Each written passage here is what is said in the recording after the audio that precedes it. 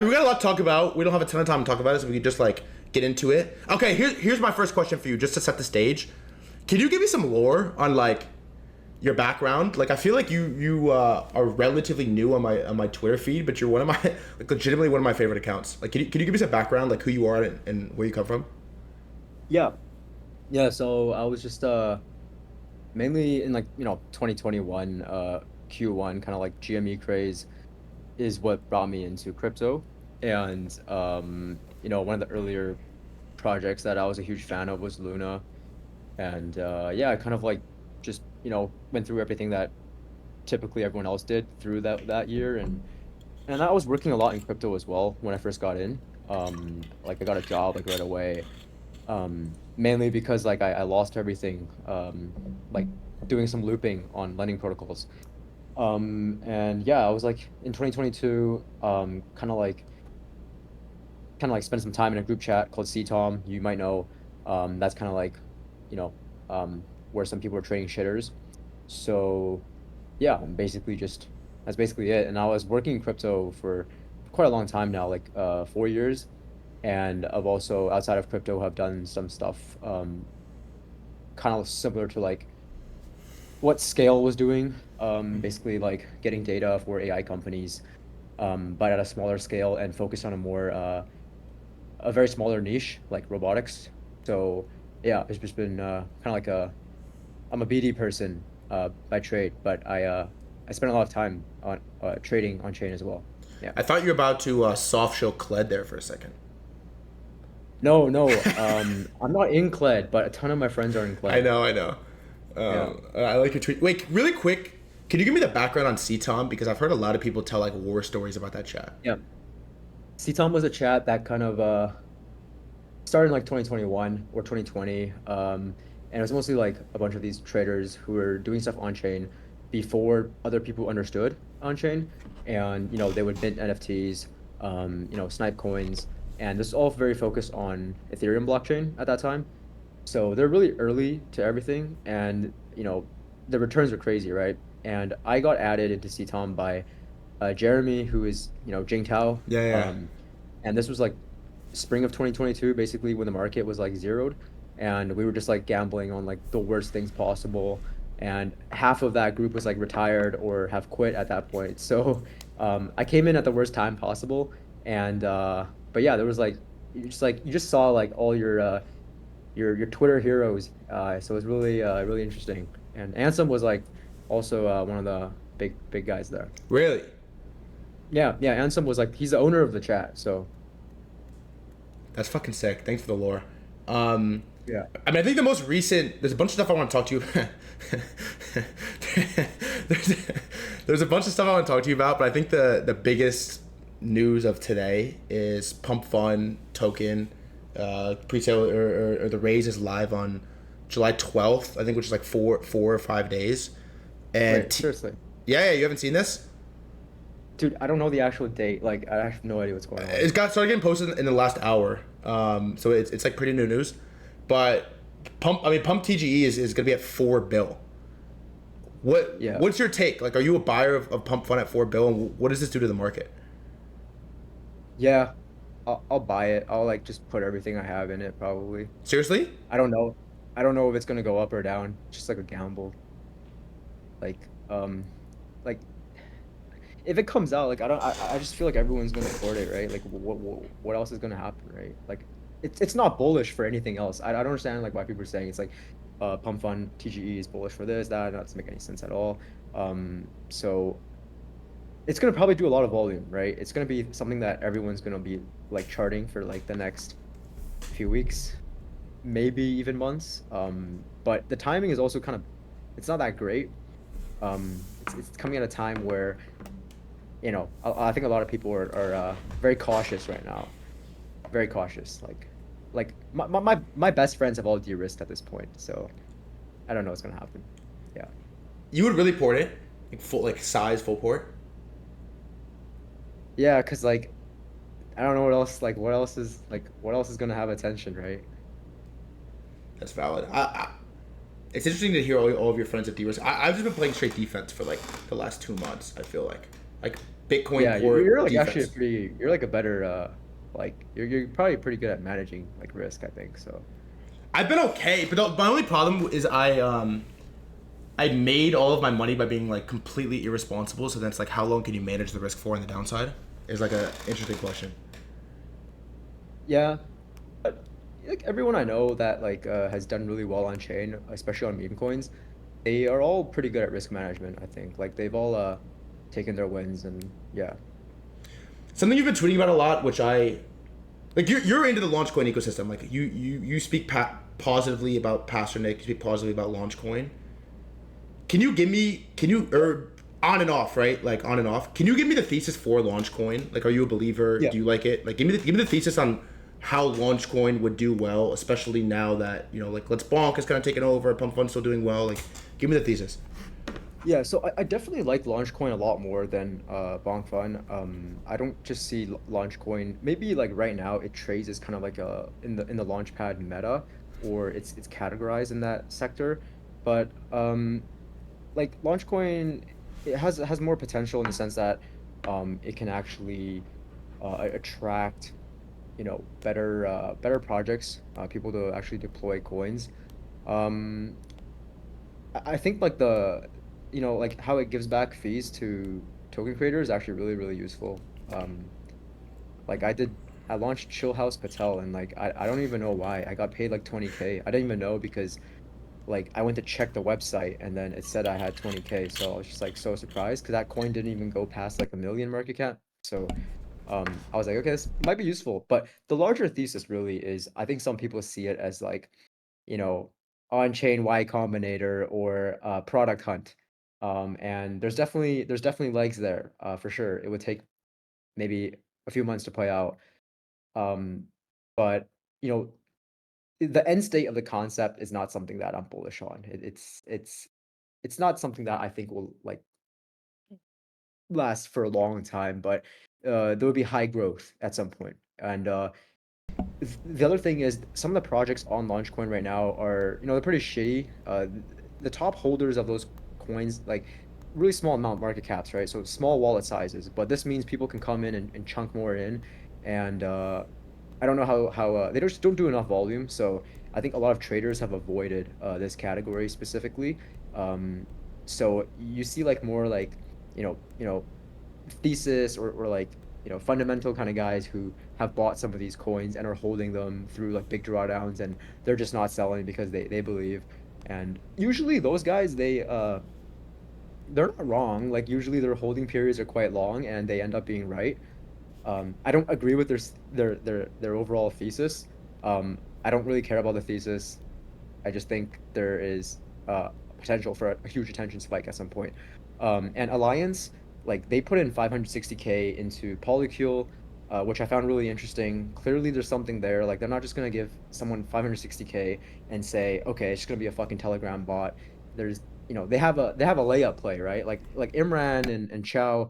I don't know who's running it, but they probably have some game going on and they're ready to they're gonna be firing some shots. They're not gonna just like sit and wait, right? And yeah, I'm just waiting for a huge spike at some point. That's it. I don't have a thesis or anything. I think builders like they can uh they can whip things up like within like a month or 2 months, right? And um they can parlay concepts into much bigger things.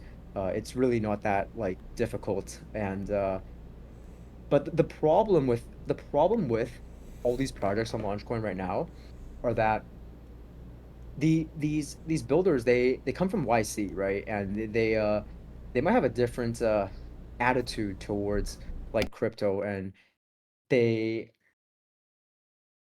I don't know how seriously they take crypto, and I don't know how motivated they are by the upside. But if they understand it somehow, then they would work their ass off basically because the upside is fucking huge, right? But I generally think YC kids have not really seen, you know, I guess much money in their lives, so they just need to kind of like they need to hustle basically and put more time in. I think a lot of these YC kids are focused on too many things at once, and they are looking at crypto as more of a side project or a side hustle, and someone has brought them into crypto to make some money, but they don't understand how much money they can actually make. So and all I look at these builders as traders as well. Like, they're because these coins, they don't have vesting periods, and they are milking fees as well, and they probably own supply themselves, and they can sell at any moment. And I think like some of these devs might have sold coins like at these like lower market cap ranges themselves. So just looking at how things are trading there, um, I don't even know if a few of these devs actually believe in what they're doing right now. So it's a huge gamble. It's a huge gamble. That is the thing, especially with the fee structure of how Launchcoin works, where it's like, if you are just like broke YC kid that hasn't made a ton of money and you launch something and you try hard, the upside, I mean, the upside is millions. Which I think, in order for an ecosystem like that to approach these type of projects to be successful, the upside has to be many millions. Like, it has to be, if you come here and build something cool, you get really fucking rich, which is Pastor Nick has like made possible. Also, Chill House Patel was so fucking funny. Yeah, I mean, I was so retarded, but yeah. Um, but yeah, they can make a lot, and they're, yeah, like, these guys should be talented enough to like go further, and they should aim for much like higher goals besides just like, they shouldn't look at it as just like a little like a tourist vacation spot. But I think once they actually see it and have experienced it, they will not want to quit. They will end up being almost trapped in this space, and realize like they have much more potential in crypto than crypto in some ways is a lot less competitive than like Web 2, right? Finding product market fit in Web 2 is actually quite building a sustainable business in Web 2 is actually quite, it's difficult, but it's also like your upside is not as high, and it's very, very long-term oriented. For example, like you know, you could say that I've been involved in something kind of similar to CLED, like what CLED is trying to be, and it's a very different game. Like it's not like it's nothing like what you can do in crypto. Like you have to respect a lot of like business practices, and it's just crypto allows you to basically be more of yourself and do things in a much more quick manner. And people can like they're buying your token because they're pricing in the future, right? They're looking at like a few months out. They're not looking at what it could be right now. But this is also why things kind of like they go up and they die, right? Because like the valuations will seem completely retarded at some point. Like, so I also don't think the ceiling is very high for a lot of these projects, but I think the ceiling could be high for Launchcoin, and that's it. I like that you kind of, I don't know, you kind of took it this direction.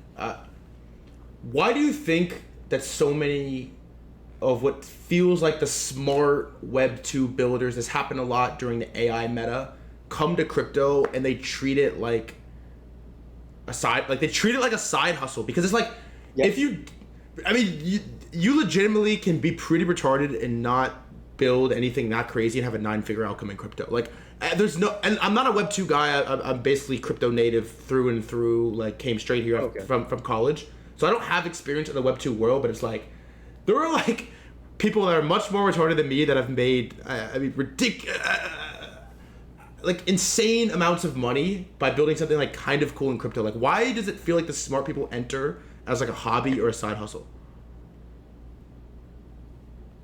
Value extraction. They just want to make money. Like they want quick money.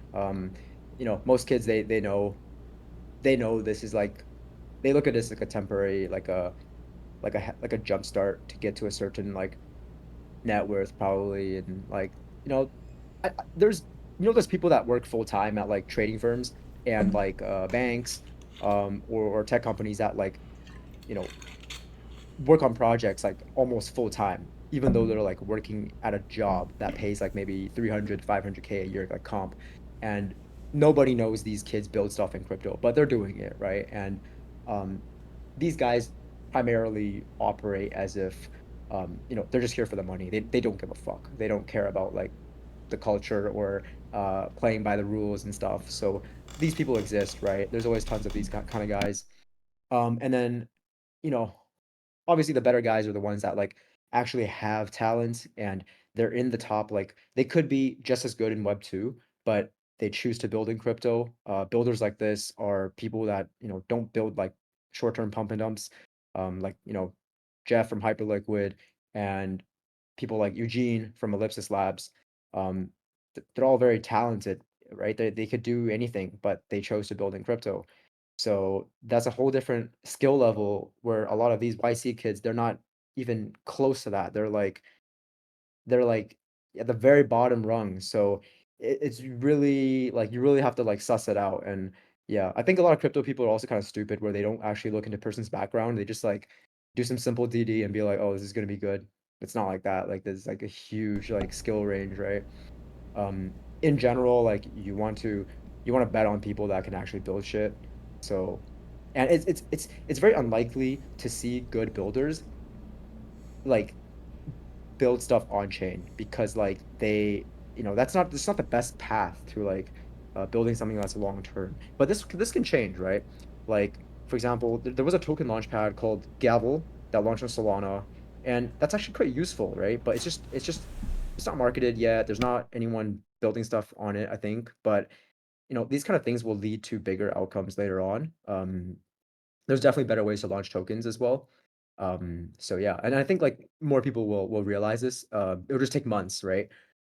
Um, yeah, like the classical way of just coming into crypto and uh, picking two paths is you raise money from some VCs and you do like a 1 year cliff and a 4 year vest for yourself, and you go through like something like A16Z crypto, and that's basically a fucking zero. No one in crypto is going to bid that shit because everyone knows it's a scam. And then but you're well represented to people like Coinbase, but the crypto natives, they know that's like low rung talent. And then you have people that they know they're not going to go through that like time period and then pretend, so they're going to just do it on chain really quickly and make some money fast. So you have this like spectrum, right? But because of the spectrum exists, there's a huge opportunity for developers to basically not play in either side of the spectrum and like just do their own thing and get better attention that way, and attract a better bidder, right? What level of the builder talent hierarchy of all people everywhere does crypto get? Like if AI gets the upper echelon Yeah. S tier, like what level does crypto get? It's pretty fucking bad. But a lot of the good talent ends up trapped in stuff like protocol research or MEV, and they're doing like theses at like their universities. A lot of people have been doing like MEV research on L2s or like ZK protocol stuff. It's very uninteresting to most of the speculator part. So it never, but for example, Paradigm like a VC, right? They'll nerd snipe a bunch of kids and make them work on ideas that maybe no one will ever care about, but because they're paid so well, they'll just keep working on those ideas. And I guess these kids just, they live a good life, right? So like, why would they take any risks? So there's that. And then there are kids who basically, have a vision and they want to impose something onto the market. And those are the kind of guys that, traders really love. A guy like that was like Do Kwon back in last cycle. Do Kwon basically took some concepts from Ethereum, that you know Ethereum people wanted to use these concepts to get mass adoption, but he basically built minimal viable products in each of those sectors and quickly put them to market. And that's kind of why Luna actually reached mass adoption in some ways in actual like the VC SF like Web 2 world, where you saw people in YC building front ends for Luna. So actually you're gonna see like usually just like it's just being like a few builders that really do well. It's always like that, right? So um and then it's just like the job of a investor or trader to basically find these and bet on them. The Do Kwon example is wild. You had like a pretty iconic blow up in Luna, yeah. Yeah, I mean like I actually like Luna wasn't that bad. I lost like way more money in Snowdog. I don't know if you remember Snowdog, but yeah, Snowdog was like Uh, a disaster for me. I don't even know what that is. Snowdog was like it's an ohm fork back in 2021 that a lot of traders piled into these ohm forks. There was like Snowbank and then Snowdog, and then on Thanksgiving everyone basically got rugged. And yeah, yeah, it's like That's wild. Um, so why is it that you spend so much time with crypto? Because you're obviously like a very well versed guy, and I'm sure that you could go any direction, do anything. Like what like keeps someone of your caliber in crypto? so actually I started in crypto. Crypto was my first time doing anything in my life, really. Before crypto, I was just like really just into martial arts and like video games, right? I was kind of like doing nothing. And I crypto attracted a lot of deadbeats like myself, where, we went to college, we weren't interested in anything. We saw our peers work at tech companies, build startups, make actual money, but it still was not interesting enough. And we were very lazy, and we basically just spent all our time like on online forums trolling, playing games, getting addicted to like random niche like activities, right? So I was one of those guys, and crypto was just way too fascinating at a certain period of time because after the COVID crash, there was a lot of a lot of doomer posting, right? And then people like Naval and you know their Balaji and all this stuff, their ideas became much like mainstream, and it made a lot of kids fear that like, oh, in the near future I might be broke or I might have no opportunity in life to do anything. So, we quickly gravitated to crypto and started learning about it because it seemed like the only way out. And from there, is where, I kind of started to learn how to actually like, socialize and work with people.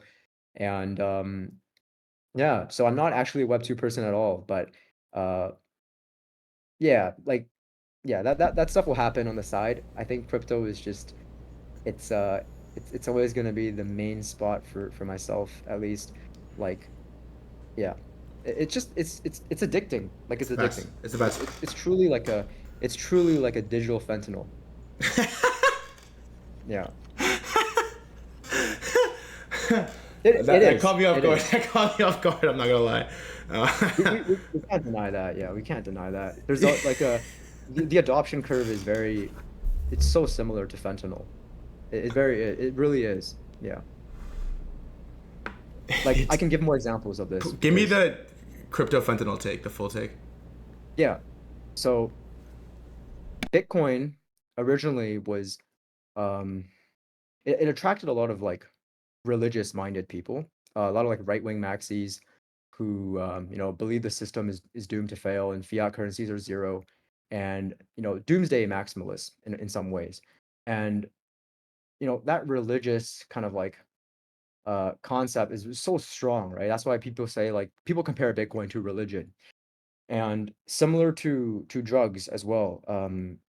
Drugs, I think I'm not like a drug expert, but if I believe like in history, drugs were used as you know a very religious kind of like thing, right? And from there, it ended up being adopted by the mainstream as party drugs, and people started hustling drugs and use it as an income source to build up their first stack, right? And crypto very much feels the same thing. Right now, a lot of the Solana kids who've been trading, they feel like the high school dope dealers in some way. And they are very similar to those kind of kids as well. And I think what Bitcoin has really shown is that um, this religious aspect is very permanent, and and once you have that, once you have the belief of a large amount of capital and people, you can build the next thing. And Ethereum was obviously the next thing, right? And people think like, okay, if Solana's going to kill Ethereum, just so far we see Solana not killing Ethereum at all, right? It's despite Ethereum not doing anything, Solana still has not reached close to Ethereum. So it doesn't matter what engineers think or what the practicality of blockchains are. Um, Ethereum very much is kind of like the next step where people will force it down your throat through fintech adoption. And what fintech is like Wall Street, right? And Wall Street are also like dope dealers as well, but they're more advanced dope dealers. They're dope dealers to people that have more capital or They can banks. They work with banks. So in some ways, Ethereum is an upgraded version of Solana in how it can coordinate people at a larger scale. So this is why I actually believe that like once CBDCs are rolling out in Europe, maybe this year, and we've already seen Robinhood and Coinbase, Circle, uh, leverage Ethereum to some way, right? And I think people are very much distracted by Ripple right now, where people think Ripple will be the primary thing where CBDCs in Europe will be used. Like Ripple is like this temporary trade that, and the chart looks good right now too. I know people that are long Ripple right now into like the final spike. And once this final spike occurs, it's going to go down, and it's going to go down for a few years, and Ethereum will basically take its shine. And Ethereum is very much the larger. It I don't like Ethereum. That's why I react in disgust when I discuss about Ethereum, and people say like my body is rejecting it. But it's like it has an imposing force on people that actually are full time in crypto and TradFi. And it like if you talk to like anyone at Fidelity or Robinhood that is you know very active in crypto, um they definitely understand Ethereum, and they definitely have some kind of like plans. But I would say it's more focused on like banks and payments rather than products.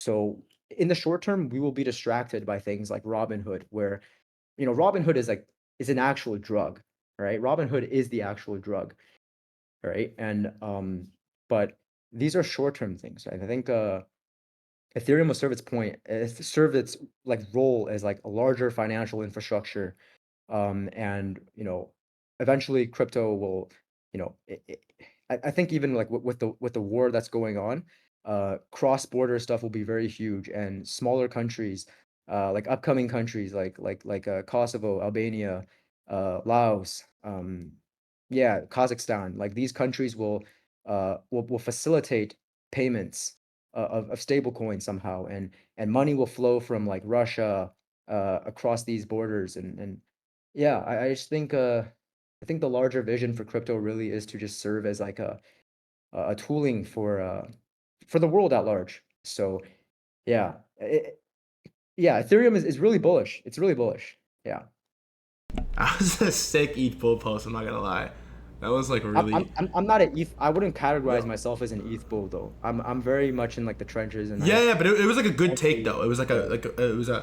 it was a articulate take. Okay, I have like a couple more questions for you. I have to let you go, which is really gay because I actually we have to do it again because That's chill. we could go for hours.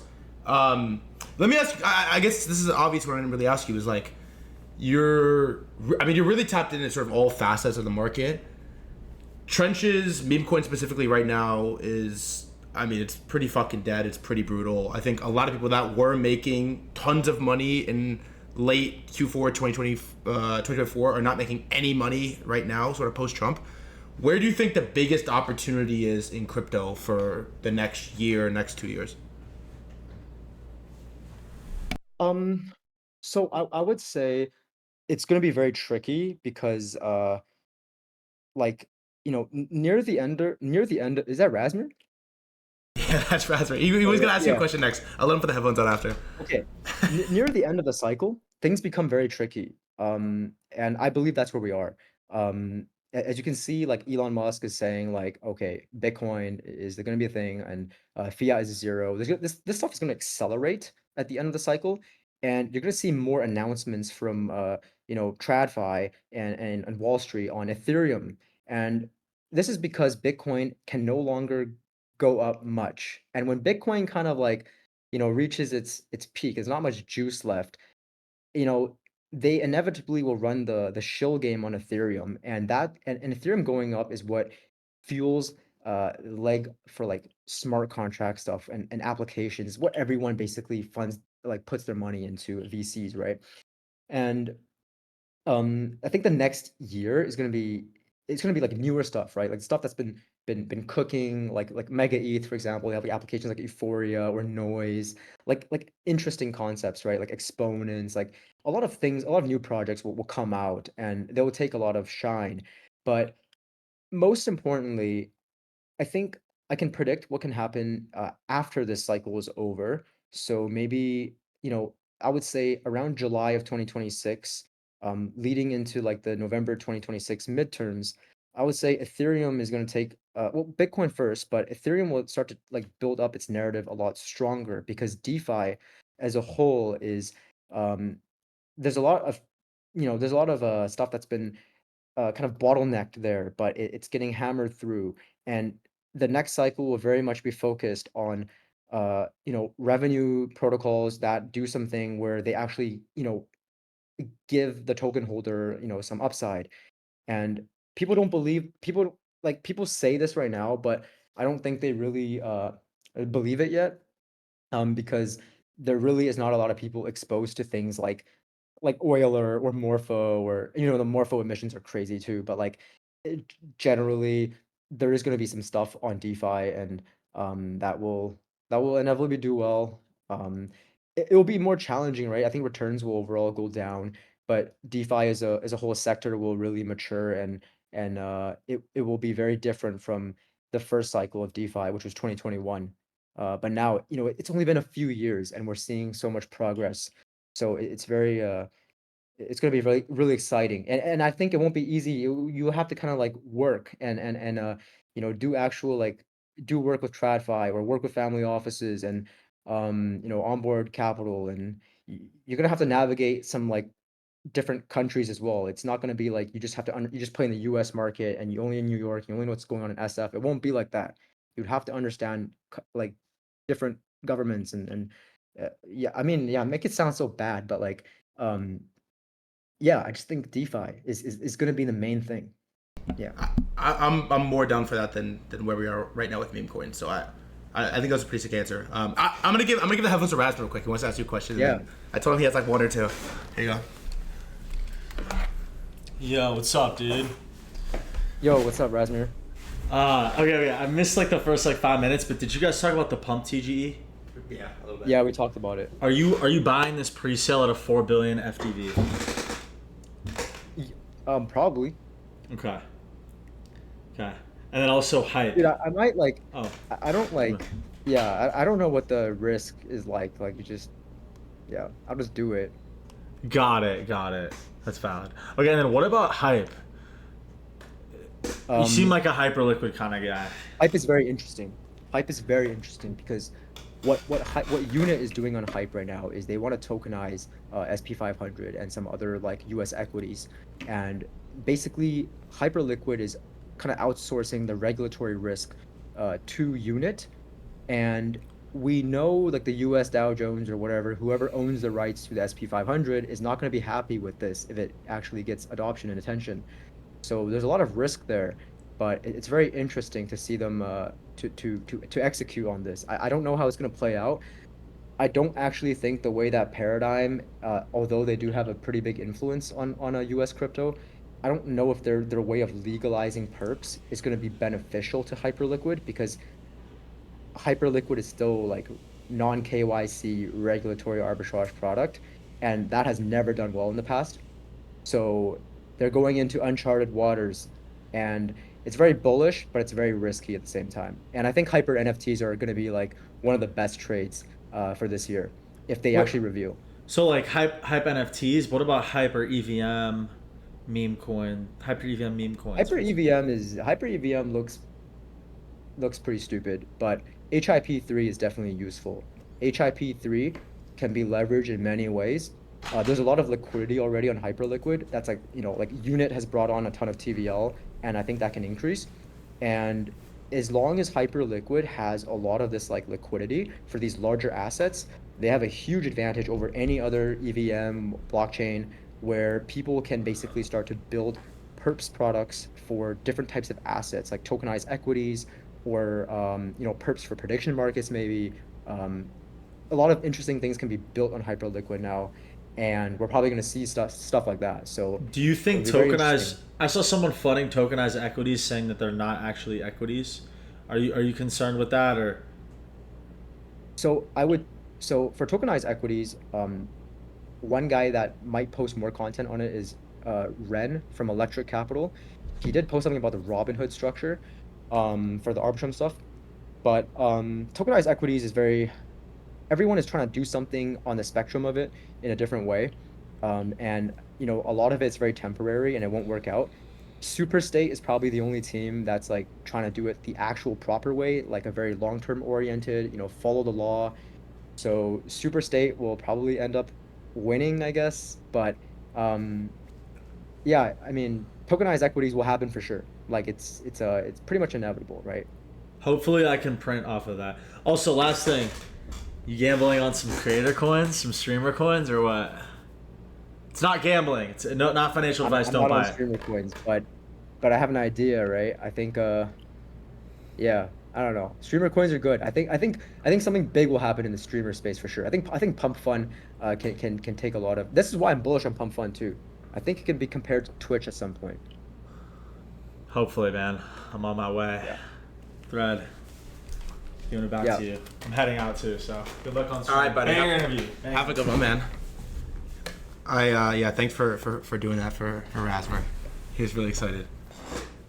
Cool, cool. All right, I gotta let you go here in a second, but I guess just like a final sign off is I made the title. You can't see the overlay, but the title of the overlay is "How to Win in Crypto," and I think I just know for a fact, based off my stream numbers, there was just for the first time in 3-4 years, there was a huge influx of people that came in for the Trump launch, and everybody bought it late. Most of them didn't make any money, and they were kind of thrown in to a post-Trump on-chain season, which was, I mean, objectively about as bad as it could possibly get. And some of them, by the grace of God, have found a way to stuck around, but I don't think that they've done very well. What is your take as a crypto OG on how to win in crypto?